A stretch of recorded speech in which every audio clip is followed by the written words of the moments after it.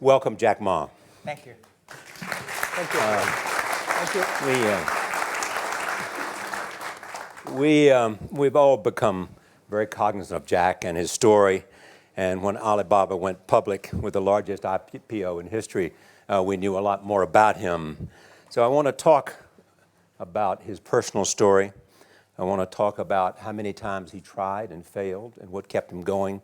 I want to talk about where he is today and how he got here, and where he is going and how he expects to get there. And if he gets there, what will it all mean for him and for the people that he wants to inspire? So I begin with this question, though, Jack. Why are you back at Davos? It's a long break for 7 years. I think my last trip here was year 2008. But I was coming for year 2001 for the Young Global Leader for Tomorrow. And remember, I never heard about the Davos when I came. But when I came, in the Switzerland, so many young people demonstrate. It was such a horrible thing that I was, and I asked them, why did they do it? They say, anti-globalization. And I say, why? Globalization is a great thing. Why people don't like it? And then we come all the way for 2 hours here. There's a machine gun. There's people checking. I say, oh God, is that a forum or is it a prison we're gonna go? Is that? But when I joined the forum at the Young Global Leader, I was thrilled by so many ideas. For the first 3-4 years, I learned what does the globalization mean? What does the corporate citizenship mean? What about social responsibility mean? All these new ideas, and I see so many great leaders talking about leadership, and I benefit a lot. And the year 2008 and 2009, when the financial crisis came, I think it's better go back to work, because we can never win the world by talking. So go back, spend 7 years. Now I come back, I think it's time to do something return. Because I learned so much. Let's talk 12 about years that. ago. So why I should not talking to the young global leader of today, sharing with them how we've gone through. Okay. So that was the thing. Let's start with where you are today. Just how big is Alibaba? How many people come every day? How many people come in a week? How fast is it growing? Yeah, we have over 100 million buyers visiting our site, shopping our site every day. And we created 100 million every day. We created 14 million jobs for China, directly and indirectly. And we grow from 18 people to 30,000 people, 18 people in my apartment, to now we have 4 big campus. Compared to 15 years ago, we were big. But compared to 15 years later, we're still a baby. And how big will you be 15 years from now? I think 15 years ago, I told my team that in the past 15 years, we grow from nothing to this size. And 15 years later, I want people to know about Alibaba, know Taobao, because it's already everywhere. I want 15 years ago when we talk about what is e-commerce, why small business can using this e-commerce, this internet, can do business across the nation. And I hope 15 years later, people forget about e-commerce because they think it's like electricity. Nobody thinks it's a high tech today. Now, this is something that I don't want 15 years later, we still walk on the street talking about why and how e-commerce can help people. Talk about the IPO. Did it exceed your expectations? Well, it's a pretty small IPO, 250.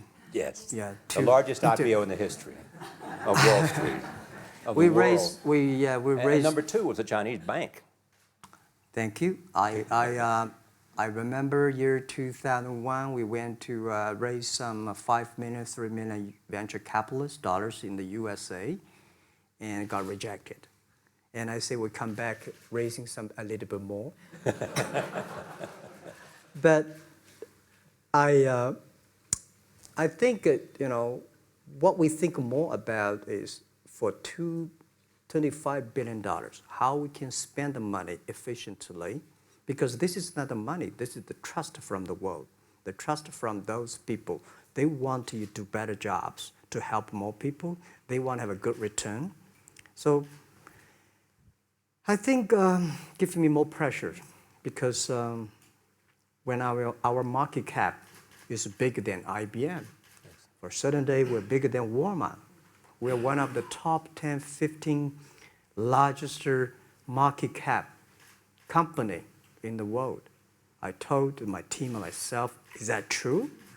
We're not that good. Because years ago, people say, Alibaba model is terrible.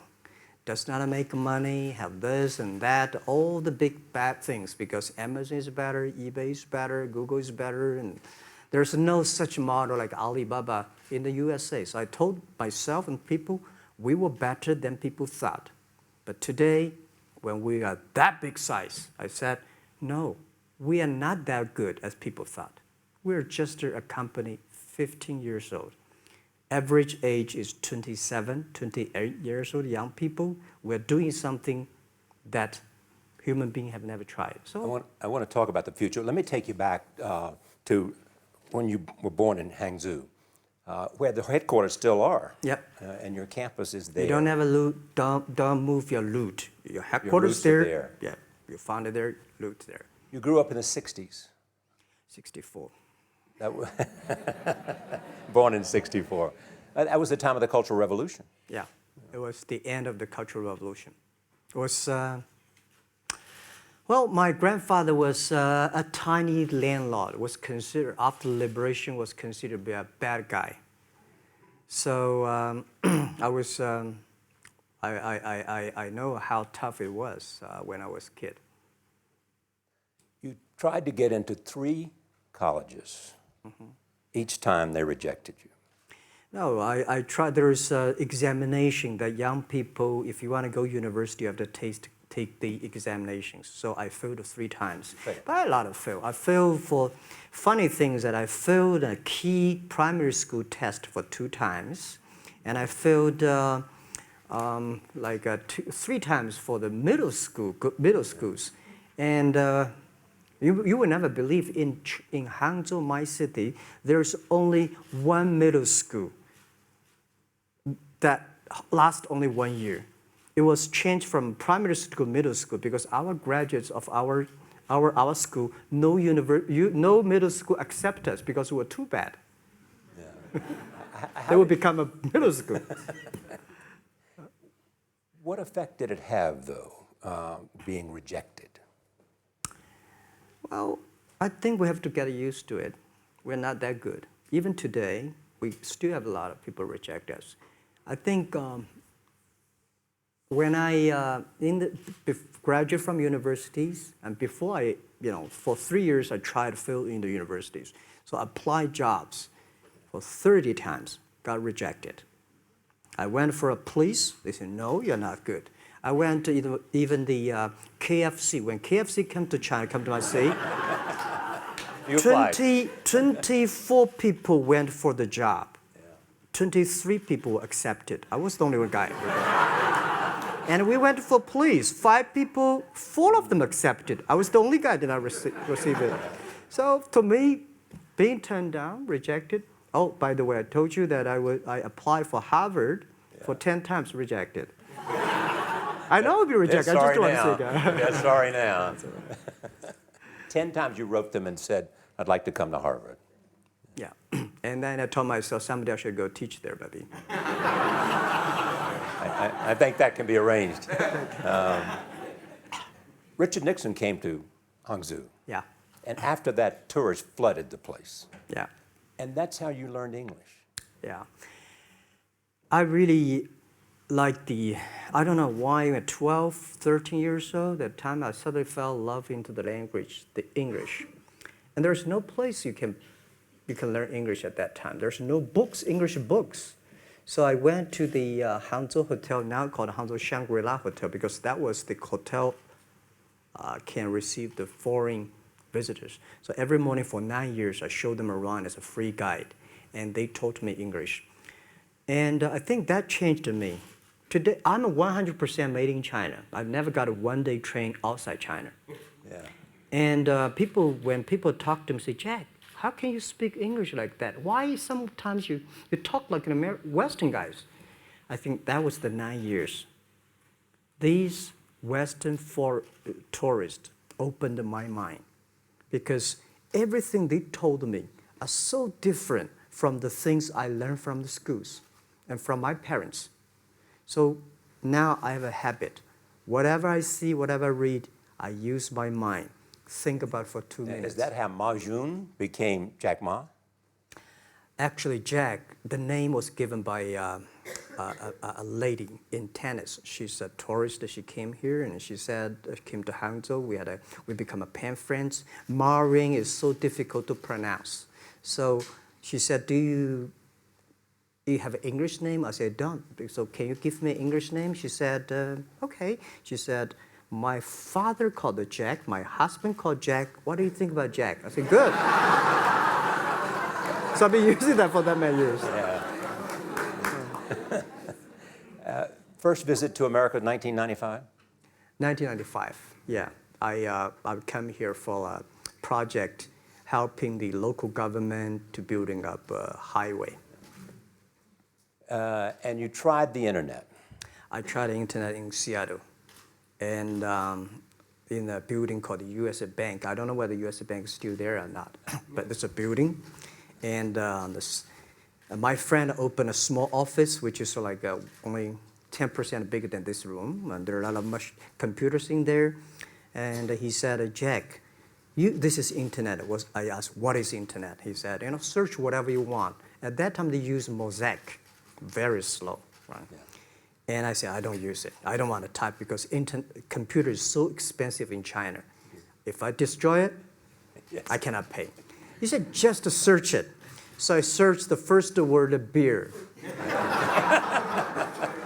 I don't know why, because it's easy to spell, baby.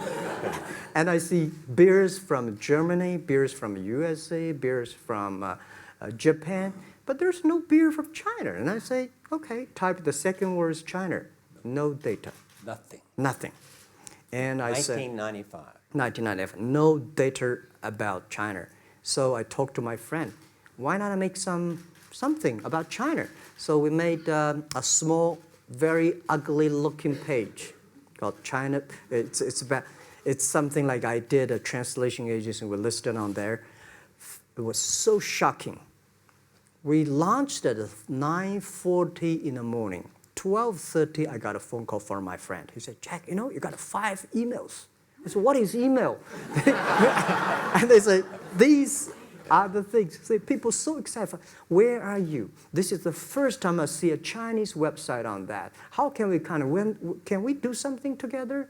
So I think this is something interesting. So we should do it. Why did you call it Alibaba? Alibaba? Well, when I started, I think internet is global. We should have a global name. And a name that, interesting, like at that time, the best name is Yahoo. Right? So I've been thinking for many days, suddenly thinking Alibaba is a good name. So I happened to be in San Francisco that day. I did have a lunch, and the waitress came. I asked her, do you know about Alibaba? She said, yes. I said, what is Alibaba? She said, Open Sesame. Good. So I went on the street, asked about 10, 20 people. They all know about Alibaba, 40 Thieves, and Open Sesame. And I think this is a good name. And start with A. Whatever you talk about, Alibaba is always top. You have said before that in creating Alibaba, you had to create trust. Yeah. Because people in China were used to face-to-face. Yeah. How did you create trust? I think because we started out doing business on internet. I don't know you, you don't know me. So how can you do things online unless you have trust? So for